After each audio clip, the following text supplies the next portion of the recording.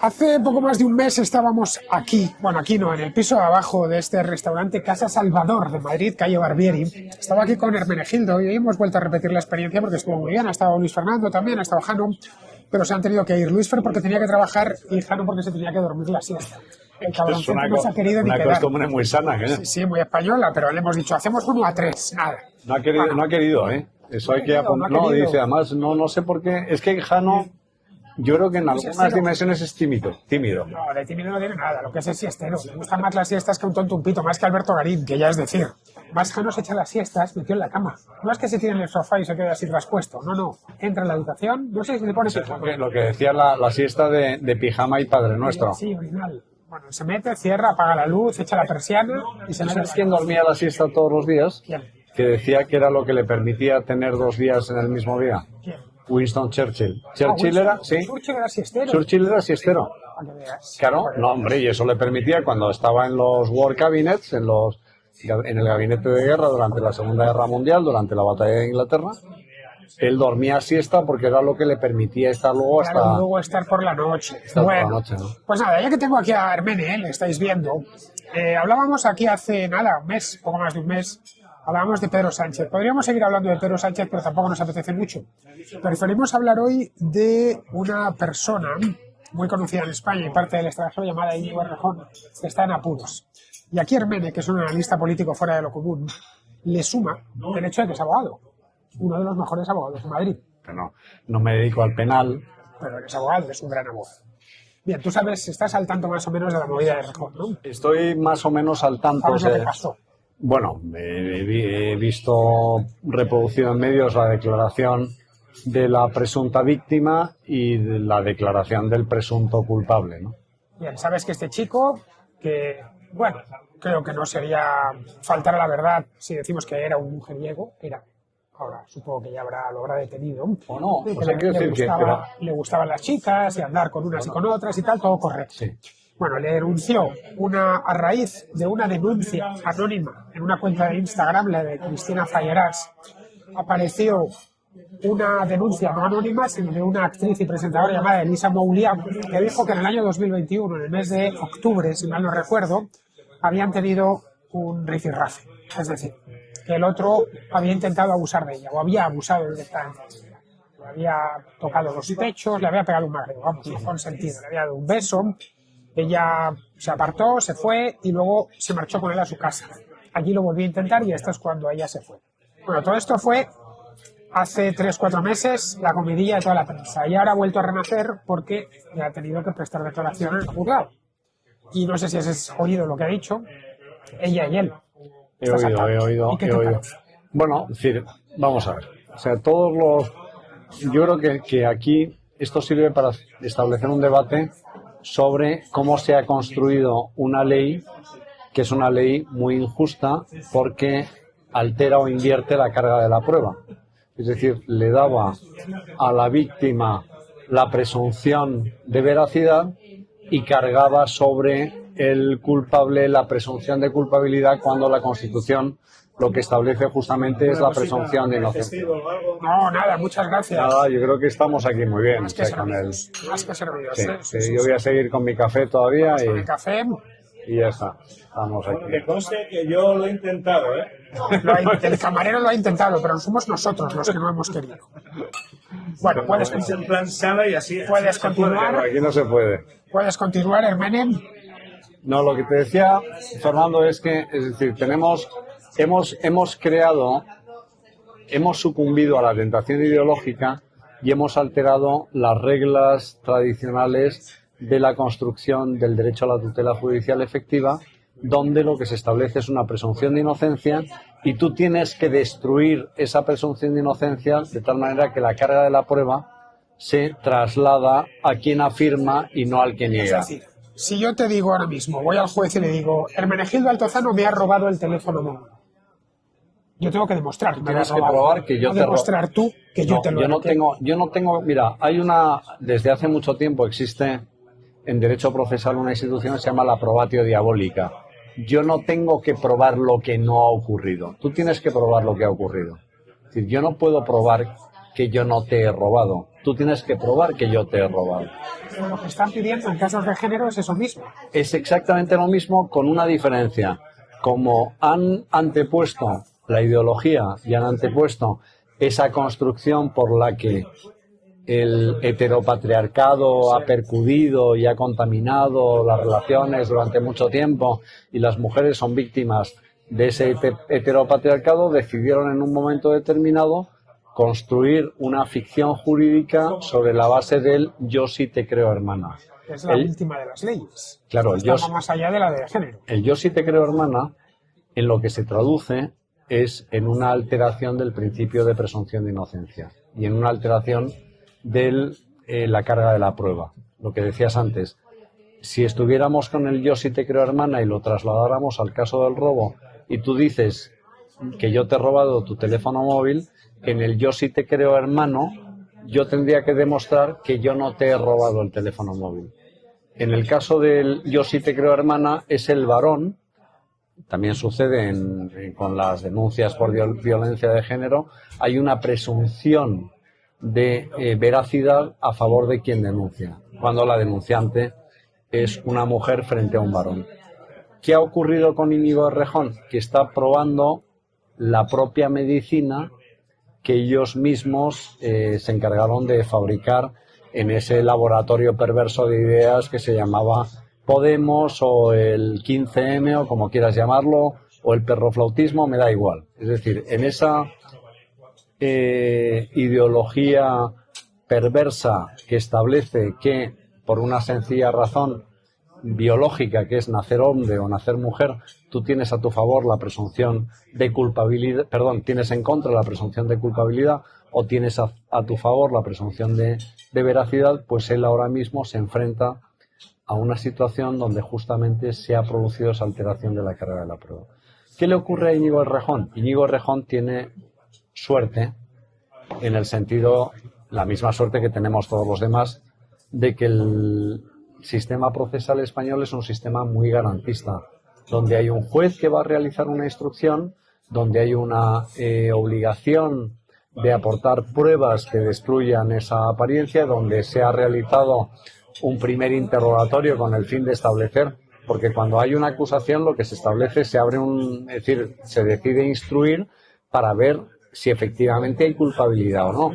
Lo que puede haber es un indicio racional de criminalidad, pero eso no significa que la persona contra la que se dirige la acusación sea culpable.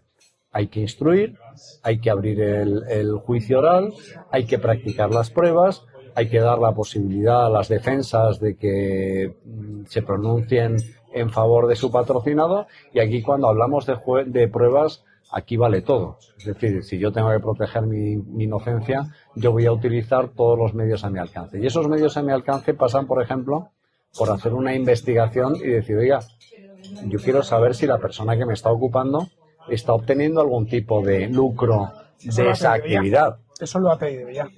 Claro, porque dices, oye, a mí, vamos a ver, esto es aquella pregunta de los romanos del quid prodest, ¿no? ¿A quién beneficia? Es decir, oiga, si alguien tiene mucho interés en algo o en construir algo, yo quiero ver todas las circunstancias. A mí no significa que la víctima no pueda ser víctima ni que el culpable no pueda ser culpable. Lo que estoy diciendo es que estamos en un sistema muy garantista, un sistema donde la ley de procedimiento, que está establecida justamente para evitar la mayor iniquidad, que es que se condene a un inocente.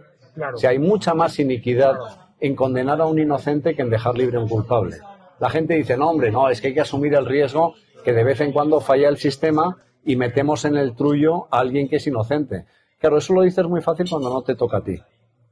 Yo siempre digo, ¿tú estarías dispuesto, en aras al funcionamiento global o general del sistema, a ir tú a la cárcel 25 años, por ejemplo, porque ha habido un error judicial, aguantar el error judicial porque gracias a ese error judicial se va a mantener el resto del sistema más o menos sin flaquear? Es una buena pregunta. Claro, yo digo, si alguien la tiene que responder, es que esto es como todo, es decir, al final es muy fácil hacer caridad con el dinero de los demás, es muy fácil ser solidario con el dinero de los demás, es muy fácil hablar de la distribución equitativa de la riqueza con el dinero de los demás, cuando a uno le toca. Pero en el caso de Rejón se da una circunstancia particular. Bueno, la primera es que es un político conocido, y eso ya lo hace. Si se llamase Juan Pérez y fuese... Lo que pasa es que eso va en el sueldo, Fernando. Estaríamos hablando de él. Bueno, claro, es que... Se da la circunstancia de que es político, y la circunstancia de que es político que proviene de un entorno muy concreto. Él es de Sumar, o era, y antes de Podemos, que fueron quienes han traído toda esta batería de leyes absurdas. Y él la defendía, él votó a favor de la ley del solo sí es sí. Mira, ellos, por eso decía que hay algo de, entre comillas, justicia poética en todo esto, ¿no? Por un lado, porque siempre hay mucha gente que ha sufrido, y además esto es lo de siempre, claro. Tú te acuerdas del paseillo ante las cámaras de televisión camino de la Audiencia Nacional, pero nunca te acuerdas de la sentencia absolutoria. Tú te acuerdas del calvario o del cómo han denostado, por ejemplo, a los titulares de las tarjetas Black, pero nadie se ha ocupado de ver qué ha ocurrido después con las sentencias específicas en cada caso individual. Entonces se hace muchísimo daño, y es verdad que la pena de telediario es una pena muy dura, pero da la casualidad de que cuando tú eres un personaje con proyección pública, esa pena de telediario va en el sueldo. Es decir, todos los días hay en España cientos de procesos penales con víctimas y con autores criminales que no salen en el telediario. Entonces, ¿por qué sale lo de Íñigo Errejón? Bueno, pues porque es una figura pública. Claro. ¿Qué hay por añadidura? Yo creo que, fíjate, es una paradoja, pero yo creo que es bueno lo que está ocurriendo, porque va a servir para hacer un debate donde los concernidos se dan cuenta de lo insano de esa medida. Es decir, cuando tu ideología, como un boomerang, se vuelve contra ti y te golpea, tú dices, oye, ¿no será que nos hemos equivocado? Pero hace falta que te golpee primero. Si el resultado es que desaparezca esa ley funesta y esa norma funesta que establece dos ciudadanos de dos categorías en España según el sexo que tengas, pues yo creo que es una buena cosa. Bien, esto se podría sustanciar de entrada en que alguien, no sé cuántos, pero desde la izquierda empiecen cuando han visto que ellos también son víctimas. El propio Errejón. ¿Tú crees que podría dar ese paso una vez haya salido de todo este lío? Bueno, yo creo que Errejón... Porque estoy convencido que a él le preguntas hace 6 meses, ¿crees que a ti te puede pasar esto? Y estoy convencido que te diría que no. Mira, esto es como la ocupación. Es decir, tú eres muy favorable a los ocupas hasta que tienes un piso en propiedad y te lo ocupan. Cuando ocuparon el local de la UGT en la calle Hortaleza, entonces ya la ocupación no era tan buena. Efectivamente. Es decir, esto es, cada uno cuenta es decir, esto es como aquel chiste del escocés al que le proponen ser militante del Partido Comunista y le dicen, oye, si tuvieras 2 castillos, ¿le darías uno al partido? Entonces dice, sí, por supuesto. Entonces al final dice, oye, si tuvieras 2, dice, oye, un momento, que las vacas las tengo, ¿no? Pues esto es igual. En el caso de cuando te tocan tu hacienda, cuando te tocan tu honra, la perspectiva cambia mucho. Es decir, tú ves algo muy lejano hasta que te toca a ti. En el momento en el que te toca, cambia tu percepción. Yo estoy convencido de que si Íñigo Errejón tuviera que manifestarse hoy con absoluta transparencia y sin ningún tipo de condicionante sobre la bondad u oportunidad de la ley, nos estaría diciendo que la ley fue un dislate y que fue una equivocación. Y que lo hizo por cuestiones políticas. De hecho, el otro día en la comparecencia ante el juez dijo textualmente, que era maravilloso escucharlo, es que nadie habla con consignas en la vida real. Pero claro, esas consignas se han llevado a la ley. Y la ley tiene impacto sobre la vida real. Es que las consignas nos han causado muchos disgustos. Es decir, es que esas consignas o esa militancia política o esa ideología o ese eslogan que se traduce en norma nos causa muchos disgustos. Se traduce en afectaciones contra nuestro patrimonio, se traduce en distorsiones del sistema judicial, se traduce en limitaciones a las libertades. Entonces, claro que las consignas tienen muchas consecuencias. Esto no es un eslogan. En este caso, sobre todo si te llevas la consigna a la ley. No, claro, o sea, si tú, bueno, es que es lo que llevan haciendo y lo que siguen intentando hacer. O sea, si tú miras toda la producción legislativa de un tiempo a esta parte, cuando digo un tiempo a esta parte es en la última legislatura, donde ha habido que hacer esa, lo que llaman de una manera muy cursi, geometría variable, que hace falta ser ¿cómo era? Aritmética, creo. O que era. aritmética variable o Una cosa geometría así. variable, me da igual. O sea, es que me sirve lo Sí que mismo. existe la aritmética variable. La No, geometría la aritmética es la variable, aritmética, la geometría variable sí existe. La aritmética es aritmética sí o sí, sí. Yo ¿no? cuando se lo iba a decir se les llena la boca y digo, no están diciendo nada. Están diciendo, ni siquiera vale Es que no saben ni lo que dicen. Efectivamente. O sea, el problema es que desconocen el sentido del eslogan que le pasan por el teleprompter o por el el argumentario que les llega todas las mañanas. Mira, yo hablando de argumentario, perdona que abra un paréntesis, yo coincidí, ¿te acuerdas aquellas tertulias de la tuerca en las que tú me introdujiste? Que además no me avisaste y el primer día fui con una camisa con gemelos y me decías, pero bueno, pues estás loco y tal, ¿no? Claro. Y yo la verdad es que lo pasé muy bien en esa época y además llegué a tomar aprecio personal a quienes allí estaban. Me acuerdo que uno de los que iban a la tertulia, no voy a decir el nombre, pero era un destacado militante del Partido Socialista, de las Juventudes Socialistas, ¿no? Un chico muy educado, muy con la cabeza pues razonablemente amueblada. Entonces yo recuerdo que en todos los debates él tenía desplegado el móvil y le iban pasando de donde fuera, no sé, no sé cómo se llama en el Partido Socialista, el departamento ideológico o el agitprop, le iban pasando las respuestas y los argumentos que había que utilizar. Y yo pensé, digo, joder, qué cosa más grande, ¿no? Y qué interesante tener todo un departamento de argumentación. Otro que piense por ti. Claro. El cerebro lo tengo aquí. Sí, hacías un outsourcing de tu argumentación y de tu cerebro, no tenías que someterte a la fiereza de una manada de lobos y lobas que te tenían acorralado porque te veían como un manso cordero y decían vamos a discutir qué es lo que vamos a cenar esta noche. Entonces cuando tú te tenías como buen libertario, ibas ahí a pecho descubierto, alguna vez coincidía con Rayo, coincidía contigo, entonces más o menos te apoyabas, pero normalmente íbamos en solitario, ¿no?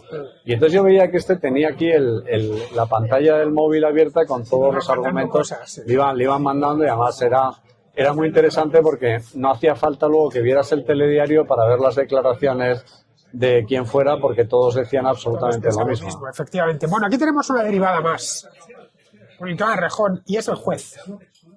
Supongo que sabrás que después de la comparecencia, que esto ha sido, no sé si ha sido una diligencia previa o la simple instrucción ya de... Bueno, es dentro de la fase de instrucción, claro. No, esta es por instrucción. Bueno, el juez, no recuerdo el nombre... Adolfo Carretero. Bueno, se expresaba de manera, podríamos decir... Gruesa, vehemente. Sí. ¿Vale? Bueno, es un juez. Tú habrás visto muchos y sabes que se expresan así. Lo comentaba el otro vamos a día ver. por la Madejano. Digo, no sé si conoces algún juez o jueza que son encantadores o encantadoras en el trato normal pero y luego las ves en la sala y dices... Es que una instrucción una instrucción es una cosa muy seria. Es una cosa muy seria. Es decir, primero es una cosa muy seria. Luego hay otra cosa que se llama el arbitrio judicial, que quiere decir un juez es soberano en su juzgado. Para eso luego están los recursos. Tú puedes recurrir ante la audiencia, luego puedes irte al Supremo. Es decir, el sistema es muy garantista. Entonces, a alguien que sea ajeno al foro le puede sorprender y en un momento determinado dices, oye, qué grueso es esto. Y dices, no, es que hay que ver muchos procesos penales donde estamos jugando con la libertad de las personas y lo que quiere el juez es llegar, y cada uno tiene su técnica, la podrás compartir o no la podrás compartir, pero a mí el otro día me sorprendió gratamente ver al abogado de la víctima que decía, miren, es que el hecho de que sea tan duro el interrogatorio tiene la finalidad de preservar justamente la presunción de inocencia y el derecho a la tutela judicial efectiva. El juez no quiere que le tumben la instrucción porque haya sido condescendiente con una víctima por el hecho de ser una mujer o porque haya sido particularmente vehemente con el hombre por el hecho de ser un hombre. Si tú te fijas, el interrogatorio de Rejón, el clima y el tono del interrogatorio de Rejón es muchísimo más benigno en apariencia formal que el interrogatorio a ¿cómo se llama? Muliá, ¿no? Sí. A la actriz. Es mucho más benigno formalmente, lo que no significa que desde el punto de vista del fondo de la instrucción sea más benigno uno u otro. Entonces, quienes están en el foro, y a mí, ya te digo, me sorprendió gratamente ver que el abogado de la defensa rompía una lanza a favor del juez, decía, mire usted, cada uno tiene sus modos, sus formas de hacer, y en este caso decía que justamente aquello era un indicio de una buena instrucción.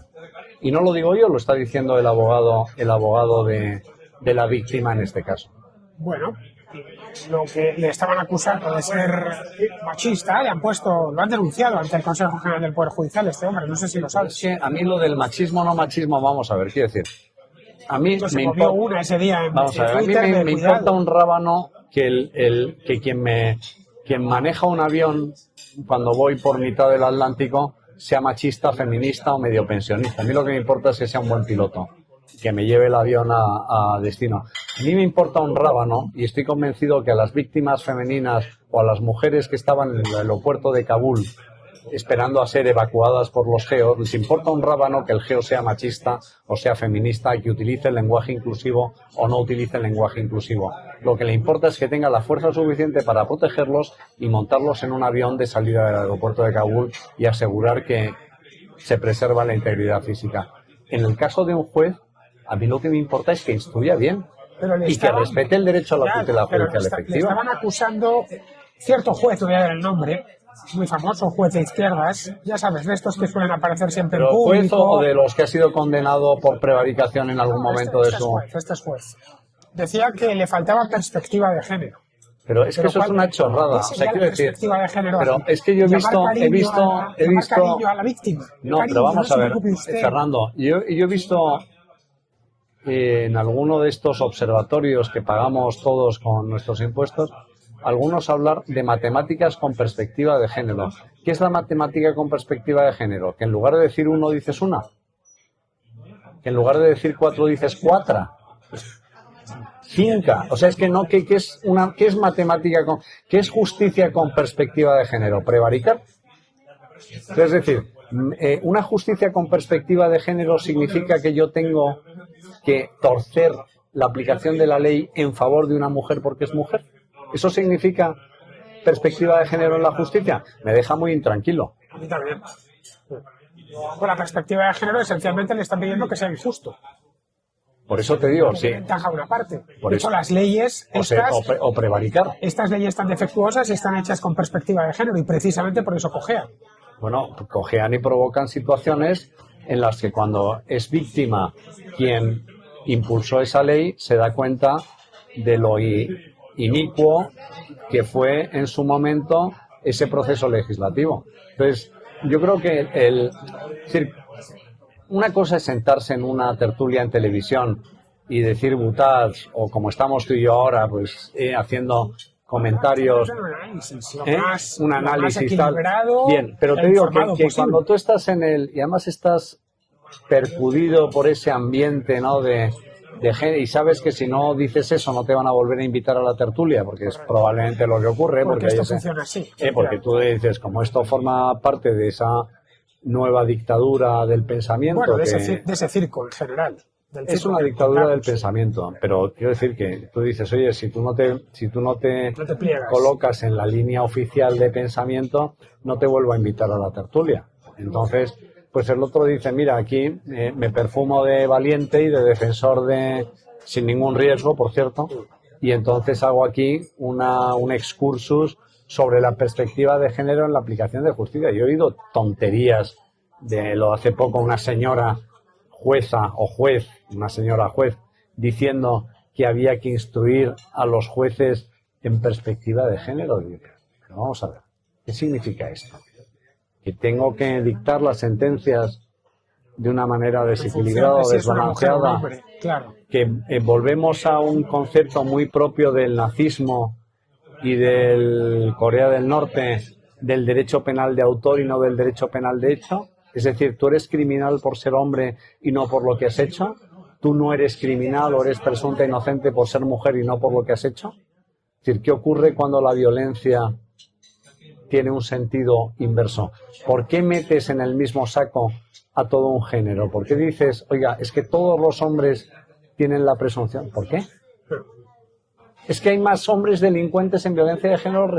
Ya, y eso significa que todos los hombres, que todo el género masculino es de por sí potencial delincuente en su relación con las mujeres. Sí, porque ese tipo de brechas la podemos encontrar en otro tipo de delitos. El infanticidio, por ejemplo. Por ejemplo, tienes el infanticidio, tienes, por ejemplo, situaciones de superioridad donde la parte dominante es una mujer y la parte dominada o la parte débil es un hombre u otra mujer. Es decir, tú tienes muchísimos delitos, efectivamente, el infanticidio, el delito del aborto, antes de que se despenalizara de esta manera tan desvergonzada, que en lugar de proteger a la víctima débil, estás en contra de la parte más débil de la ecuación, que es el nasciturus. Tienes muchísimos ejemplos donde se produce ese desequilibrio por un puro sesgo ideológico. Sí, efectivamente, es así. Bueno, chicos, supongo que os habrá quedado claro. Este es un sabio, que vamos a hacer. Esto es la ventaja. Un sabio sentado aquí con estos cuadros taurinos, que por cierto no tiene desperdicio en ninguna parte del restaurante. Yo me quedé abajo y he subido aquí. Fíjate a mí me ha encantado el cartel de media corrida de toros. Media corrida, es que no habría toros para más. Habría tres, ¿no? Claro, 3 toros, evidentemente, pues son 6. Por cierto, este es bien antiguo, ¿eh? Ese cartel es del año 1854. Luego tienes ahí un anuncio de la corrida de beneficencia, que está muy bien. Pues ya que estamos, os los voy a mostrar, algunos cuadros, porque el sitio está estupendo. Esta es la planta de arriba del Salvador. Aquí tenéis la media corrida de toros de la que hablaba Hermene hace un momento, de 1854. No, 34, ¿qué digo? La reina gobernadora, claro, Isabel II todavía era menor de edad. Y esta es una corrida de la beneficencia.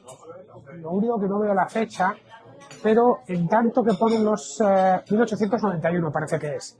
Y aquí tenemos una en Talavera de la Reina, provincia de Toledo, del año 1920. Aquí ya se ve que los toros, lo podéis ver ahí, aparecen más grandes. José Gómez el Gallo, Ignacio Sánchez Mejías, a quien García Lorca le dedicó una elegía preciosa, de los poemas más bonitos que jamás se han escrito en lengua castellana. El llanto por Ignacio Sánchez Mejías. Bueno, Hermenegildo Altozano. El boli, con se ha esto, dejado el boli. No se lo ha dejado. No, se lo ha llevado. Yo no lo he visto. Igual se lo ha robado Luis Fernando, quién sabe. Es que le han regalado a Jano, a ver si lo enseñan. Es que era un boli que era un estoque. Un estoque hacia así, clac. Sí. Nunca lo había visto. Fantástico, era de un cirujano taurino. Es que lo de ser cirujano taurino debe ser una... Pues imagínate. ¿Te imaginas? Claro. Tú piensas tener que salvar la vida a un tipo que lleva, pues no sé, un cuerno que se lo han metido por aquí hasta aquí y salvarse en el acto. Tienes que, sobre todo, el problema es la femoral, ¿no? Cuando te atraviesa la femoral, eso es una cogida mortal, ¿no? No pueden preparar la operación ni nada, es lo que se abre y lo que se encuentra. Sí, totalmente. No hay radiografías, nada. Tiene que coser como sea. Abrir en tiempo real, vamos. Es la cirugía tal y como Dios la trajo. Es un poco cirugía de guerra, ¿no? Sí. O sea, yo me imagino que los efectos de la metralla, cuando tú tienes cirujanos de guerra, es que tienes, y si tienes que amputar, amputas. Exacto, o sea, no es que no puedes andar pensando. Bueno, chicos, con esto terminamos ya. Ya sabéis que, volveremos por aquí naturalmente, porque Hermenegildo quiere hacer de estos almuerzos algo regular. Bueno, yo creo que es que lo amerita, ¿no? Porque... Lo amerita. Queremos traer invitados, que lo sepáis. Así que... Lo que pasa es que luego no se dejan... No se dejan invitar. Incorporar al podcast. Vamos a intentarlo. A ver. Yo el nombre que he propuesto para estos almuerzos aquí en El Salvador, porque El Salvador es el lugar, ya sabéis yo, que no soy taurino ni mucho menos, pero el lugar es fascinante. Yo he propuesto que se llame la Hermenegilda. Ya, pero a mí no me hace mucha gracia. ¿Por qué? Pues porque, no sé, me parece, haz lo que te dé la gana porque podríamos llamarla Altozana, pero tú ya sabes lo que pasó con la Altozana, ¿no? Esto me lo contaste tú, por cierto. Aquella vaca en Sevilla. Claro, pues exacto. Que la contaste hace años. Sí. Bueno, no vais a encontrar la historia de la Altozana porque es estas anécdotas de la España eterna que permanecen escondidas. Gracias a Dios.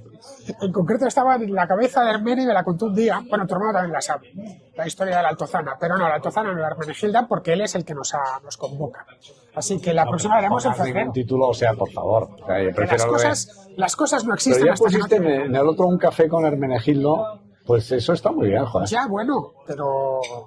Un café, pero esto va más allá del café. Esto va más allá del café. Bueno, que yo a ti te tolero todo, Fernando. Vamos a lanzarlo al público y ¿Por qué que no de dices que, decidan. que tus seguidores, que tienes muchos, además son muy generosos en sus comentarios, ¿por qué no les dices que ellos propongan el nombre? Bueno, ahí lo tenéis. Tenéis abajo en la caja de comentarios, podéis proponer el nombre. Yo lo dejo ahí, la Hermenegilda, porque Hermene tiene un nombre único, muy español, San Hermenegildo, pero que hoy es muy difícil encontrar a alguien que se llame así. Muy difícil. Y Te llamas así por tu algún padre. día hablaremos, y me llamo así por mi padre, que se llamaba así Cuando tú naciste en por los su 60, abuelo. ya no se llamaban los niños Hermenegildo. No, yo Ya se le de llamaba hecho Antonio he Javier. conocido a pocos Hermenegildos alguna vez que he coincidido con alguno, pues prácticamente te abrazas como si fueran dos náufragos que se encuentran en mitad de una comunidad. Pero tú imagínate lo que sería haber llamado a alguno de mis hijos Hermenegildo en esta fecha. Pues es una carga semántica muy honda la que le impones al nombre, ¿no? Le marcas con el nombre, aunque fue un nombre extraordinariamente popular.